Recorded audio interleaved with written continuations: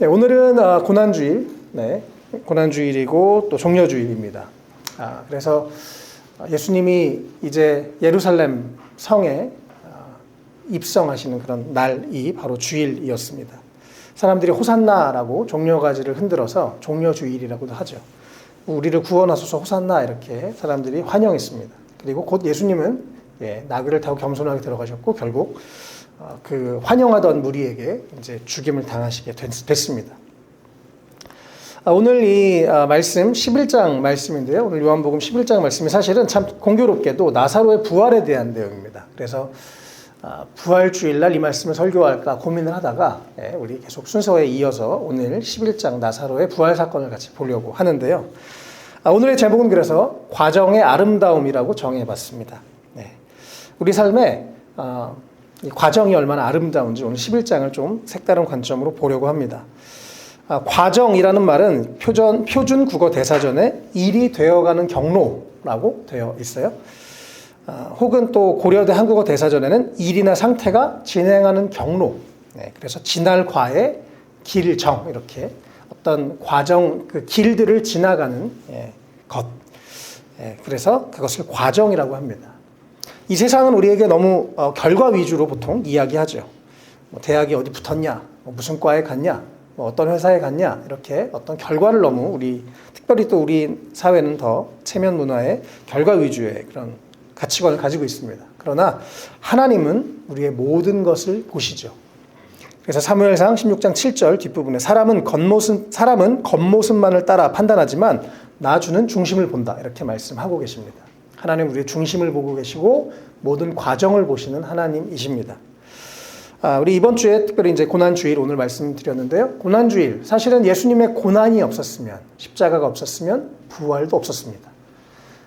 부활할 수 있는 것은 예수님이 철저하게 완전히 죽으셨기 때문에 부활될 수 있었던 것이죠. 그래서 우리에게 우리 삶에 또 여러 가지 고난도 또 여러 가지 삶의 과정들도 다 이유가 있고 필요한 줄로 믿습니다. 오늘 이 나사로의 부활 사건을 가지고 이 과정의 아름다움에 대해서 우리 함께 묵상해 보면 좋겠습니다. 이 예수님이 아주 친하게 가깝게 지내셨던 형제입니다. 마르다, 마리아, 또 나사로. 아주 가까운 사이에 있었습니다. 그런데 이 나사로가 병을 앓았죠. 4절에 예수님이 그 얘기를 듣자마자 이것은 하나님의 영광을 드러낼 병이다라고 이렇게 말씀을 하시는 것을 보게 됩니다. 예수님은 이것을 통해서 하나님의 영광이 나타날 귀한 사건이라고 말씀하셨죠. 그래서 성경에 그냥 이것은 하나님의 영광을 위한 사건이야 라고 해서 그냥 가서 빵 한 번에 고쳐주신 것이 아니라 우리가 읽은 것처럼 예수님이 아시면서 일부러 늦게 가셨습니다. 또 이 사건의 여러 가지 과정들을 주님이 이렇게 진행하시고 말씀하시고 또 가르치시고 하는 것들을 보게 됩니다. 특별히 예수님은 5절에 마르다와 자매 또 마리아, 나사로를 참 사랑하시는 그런 관계였습니다.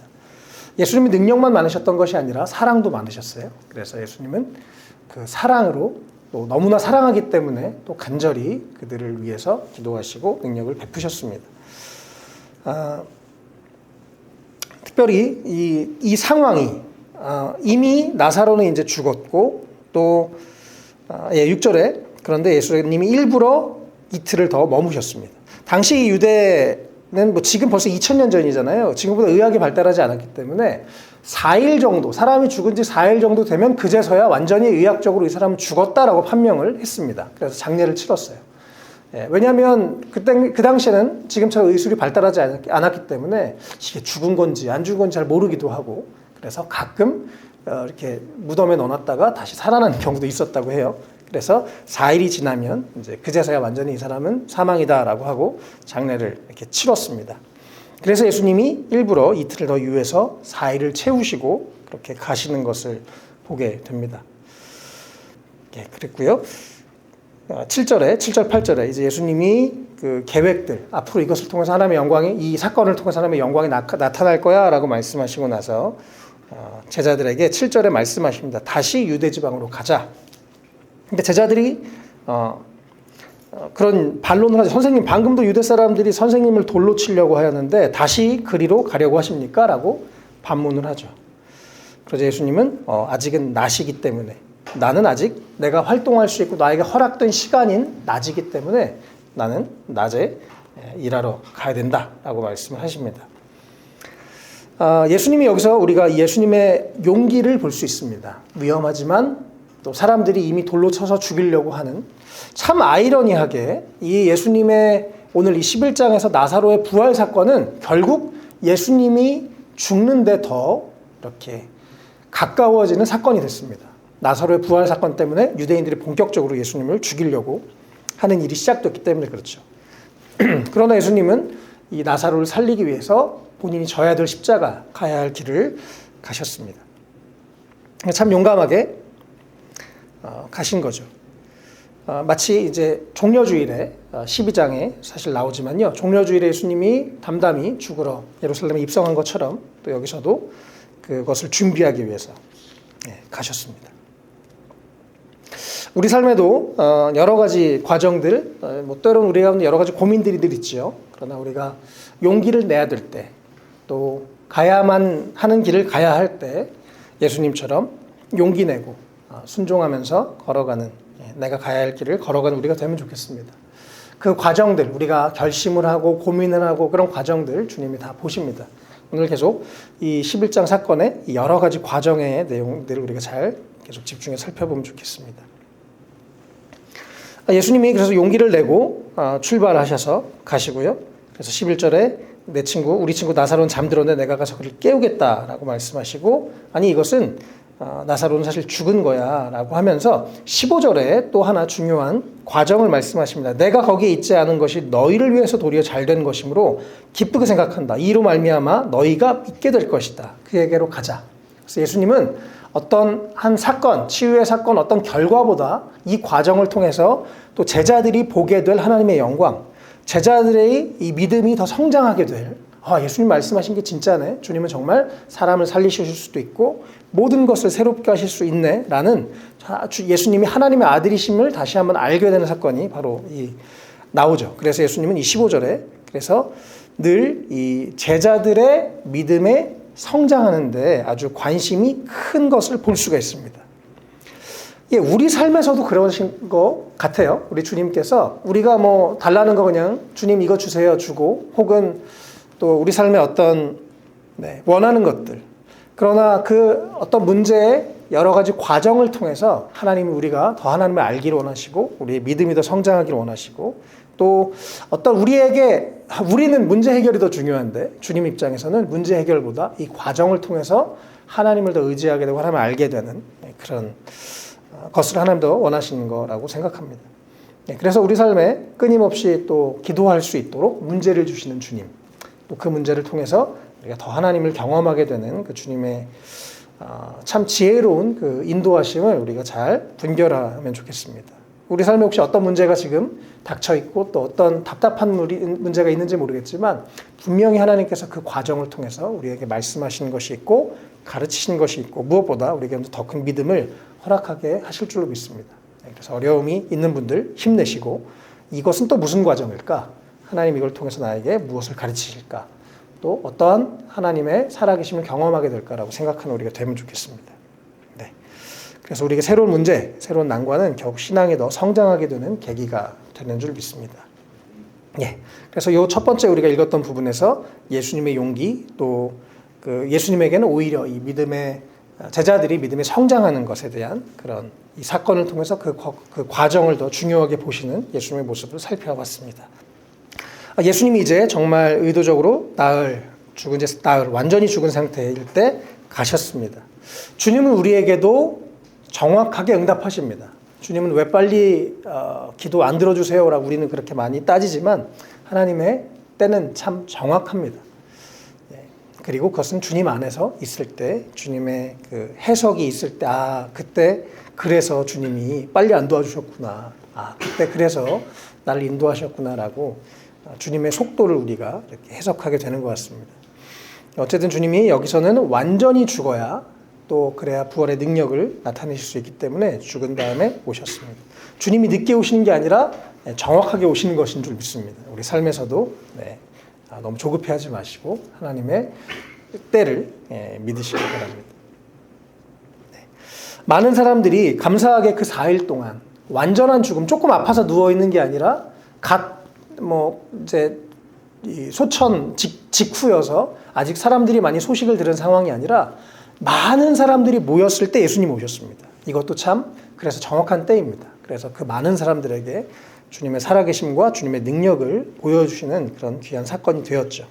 그래서 19절에 많은 사람들이 위문하러 온 큰 상황 가운데 주님의 능력을 나타내는 이것, 그래서 정말 이것도 필요한 과정이었던 것으로 보여집니다. 마르다가 너무 안타까운 마음으로 이야기하죠. 21절에요. 주님이 여기 계셨으면 내 오라버니가 죽지 않았을 거예요.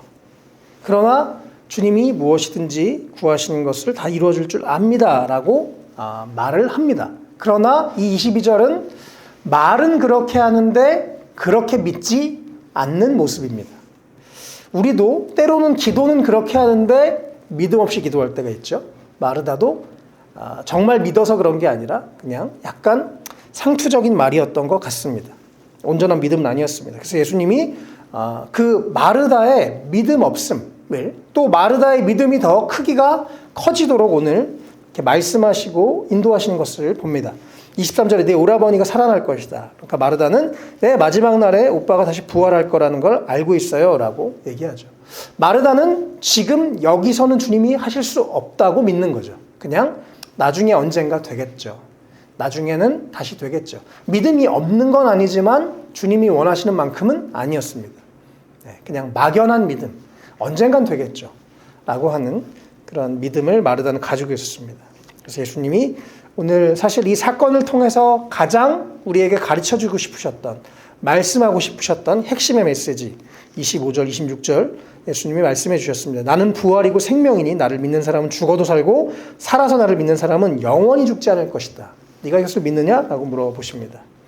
예수님은 부활을 주시는 분이 아니라, 생명을 주시는 분이 아니라 바로 그 부활, 바로 그 생명 자체가 되십니다.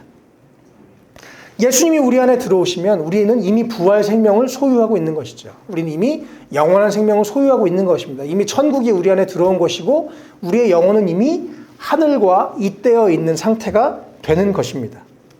그래서 비록 내가 죽을지라도, 내 몸은 죽을지라도 나는 영원히 죽지 않게 되는 상태가 이미 된 것입니다. 나는 이제, 우리는 정말 내가 예수를 믿는다면 나와 죽음은 이제 상관없는 사건이 됩니다. 혹은 육체의 죽음을 더 이상 두려워하지 않는 상태가 됩니다. 왜냐하면 우리는 주님 안에서 영원히 살기 때문에 그렇습니다. 이 세상은 잠깐 지나가는 과정이기 때문에 그렇습니다.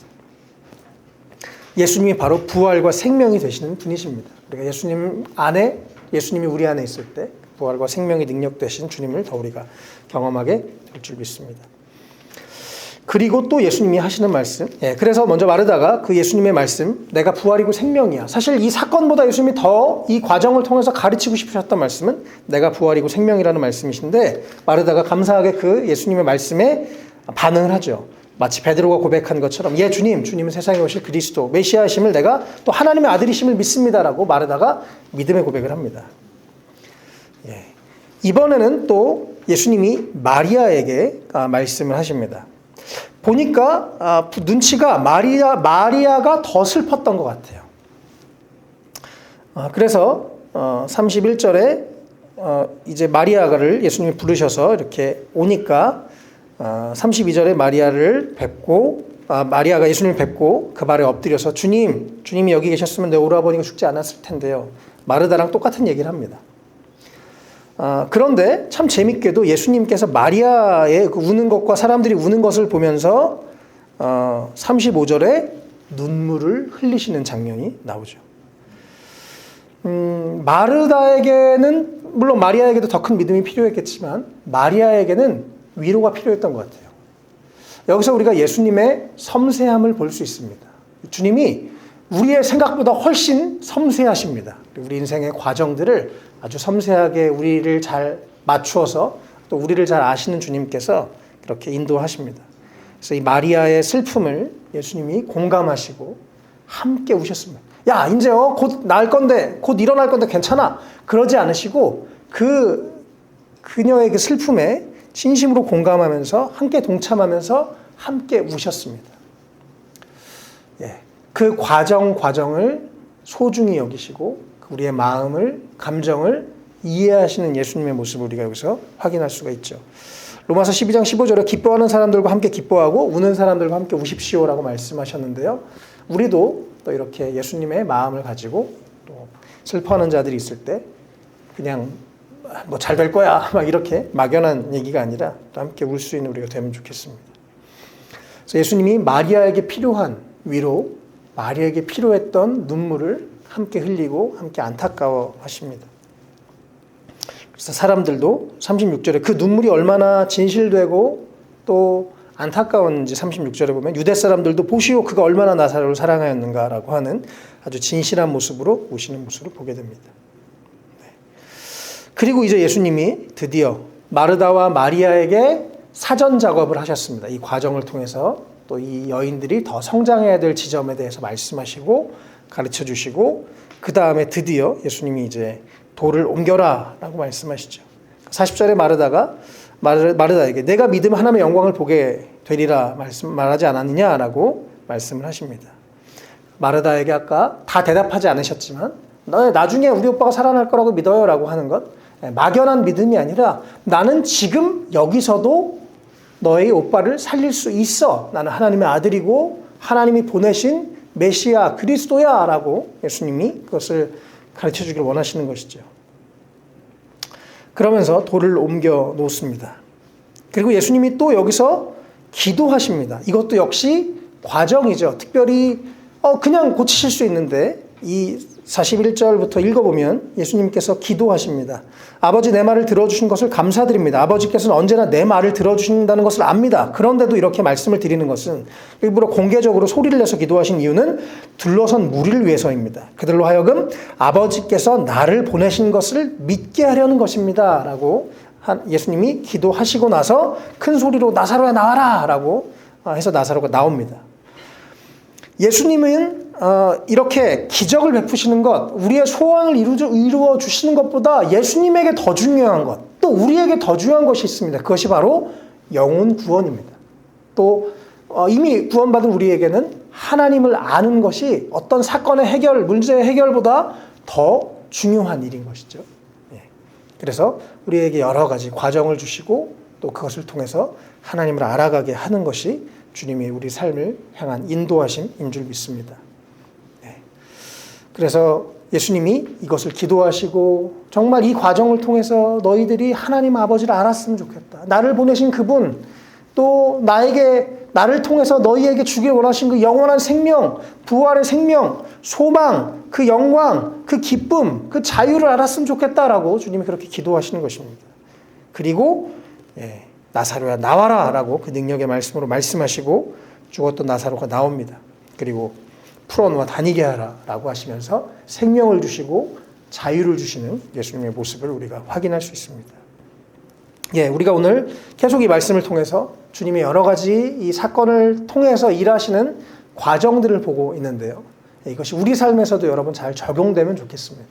우리 삶의 과정을 소중하게 여기시는 주님, 또 우리를 배려하시고 우리를 위로하시고 또 필요한 것들을 계속 가르쳐 가시면서 또 이 모든 과정을 통해서 하나님을 더 알아가게 하시는 그런 예수님의 그 은혜와 깨달음이 우리 삶에 오늘 있게 되시기를 축복합니다.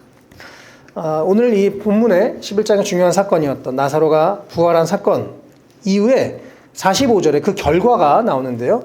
많은 사람들, 마리아에게 위로하기 위해서 왔던 많은 사람들이 예수님을 믿게 된 참 중요한 사건이었습니다. 그래서 나사로 한 명만 살아난 것이 아니라 이것을 통해서 하나님의 영광이 나타나고 많은 사람들이 예수를 믿게 된 참 놀라운 감사한 사건이 됐습니다. 그런데 또 동시에 어떤 사람들은 그것에 놀랍고 감사해서 와 하나님이 살아계시구나, 하나님이 우리를 기억하시고 메시아를 보내주셨구나가 아니라 46절에 바리새파 사람들에 가서 예수님이 하신 일을 알립니다. 그리고 또 예수님을 공격하려고 하는 그런 또 이렇게 가서 이렇게 그들에게 고발을 하죠. 우리도 예수님을 우리가 지금 믿고 있는 것 참 은혜인 줄 믿습니다. 어떤 사람들 믿음을 가지려고 해도 믿음이 잘 안 생겨요. 우리가 이렇게 예배를 드릴 수 있고 또 믿음을 갖게 되는 것 정말 큰 은혜입니다. 이번에 제가 주중에 대리운전하다가 한 분을 또 만났는데 천주교 교인이었습니다. 그러면서 40 정도 됐는데요. 목사님 운전하는 차를 타니까 신성한 느낌을 받아요. 막 이러더라고요. 그래서 아유 감사해요 그랬는데 이분이 36년, 37년 동안 한 번도 종교를 갖지 않았었던 분이었는데 이제 장모님 되실 분이 결혼 좀 허락해 주세요. 딱 그러려고 이제 인사드리러 갔더니 자네가 세례를 받고 성당에 가면 내가 우리 장인어른 무조건 100% 설득해서 결혼을 허락해 줄 테니 세례를 받게. 그래가지고 이분이 이제 뭐 어떤 선택의 여지가 없어서 순종하고 이제 성당을 다니기 시작했어요. 그러면서 믿음이 생겼어요. 그래서 저한테 목사님, 제가요 이제 뭐 신앙생활한 지는 얼마 안 됐는데 제가 그동안 어떻게 살았나 싶어요. 믿음이 없이 어떻게 살았나 싶어요. 이런 얘기를 하면서 너무나 마음이 편해지고 너무 기분이 좋고 예배드리고 미사드리고 이렇게 뭔가 기도하고 난 마음이 너무 평안해진다. 막 이런 얘기를 하더라고요. 정말 그래서 나에게 예수님이 믿어지는 것이 정말 큰 은혜입니다. 네, 사실 이 세상에서 우리가 가지고 있는 것 중에 가장 큰 은혜가 예수님이 믿어지는 것입니다. 여기서도 이 사람들은 예수님을 믿게 됐어요. 그러나 어떤 사람들은 이게 또 꼬투리가 되고 오히려 좋은 일임에도 불구하고 또 예수님을 공격하는 사건이 됐습니다.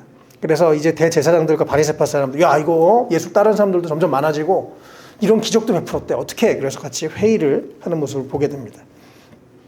참 재밌게도 49절에 대제사장 가야바라는 사람, 나중에 예수님을 막 신문하고 예수님을 죽음으로 이끌었던 당시의 대제사장이었던 이 사람은 역사를 보면 18년 동안 대제사장을 수행했다고 합니다. 그만큼 유대 지역의 아주 정치적인 종교적인 지도자였는데요. 그 사람이 50절에 이런 얘기를 합니다.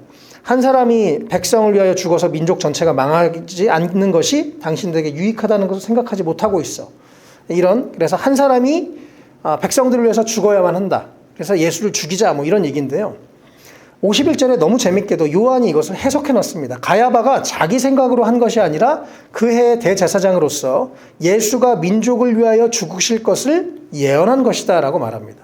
가야바가 회의하면서 예수를 죽이자라고 한 것이 사실은 하나님께서 그 악한 그 사람을 사용하셔서 그가 대제사장이라는 권위에 있다는 이유로 그 악한 사람을 사용하셔서 예수를 죽도록, 그리고 사실 예수님을 죽고 인류를 구원하기 위한 하나님의 큰 그 계획을 이루어가는, 그래서 이 사람을 오히려 어떤 면에서는 잠시 일시적으로 예언자처럼 사용하시는 모습을 보게 됩니다. 성경을 자세히 보면 꼭 하나님을 경외하는 사람이 아니어도 이렇게 얼떨결에 혹은 악인인데도 쓰임받는 경우들이 성경에 종종 나옵니다.